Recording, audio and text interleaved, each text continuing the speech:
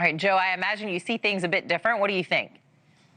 I'm no fan of John Bolton, but Donald Trump has been saying for the past 10 years he's going to go after his political opponents and people who don't like him. So it'd be great if we could restore faith in our justice system. But I think the bigger thing is that we should be focused on really violent criminals. We have a problem in our country with, murderers and terrorists overseas, for example. Let's have the FBI go after real folks. This John Bolton thing seems like more of a nothing burger, and we can't trust Donald Trump to go after people based on the merits because he said he would politicize all these departments. All right, well, he has not been taken into custody or anything. We'll see how all of this does play out. If we can, we'll turn to the stock market, gentlemen. The Dow closing at a record high Friday. Federal Reserve Chair Jay Powell hinting there could be rate cuts coming in September due to a weakening labor market. So this relationship between the president and Powell has been rocky over the past few weeks. Chuck, Powell suggesting the rate cut is needed because he's worried the economy is weakening. What do you think?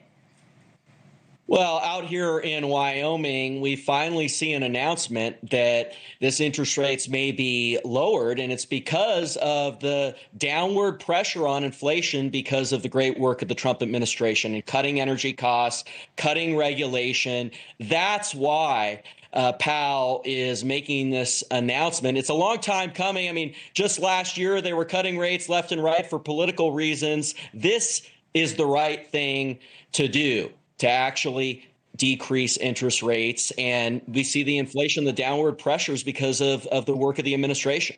All right, Joe, what do you think? Is Powell doing this? Is he hinting at a rate drop to appease Trump?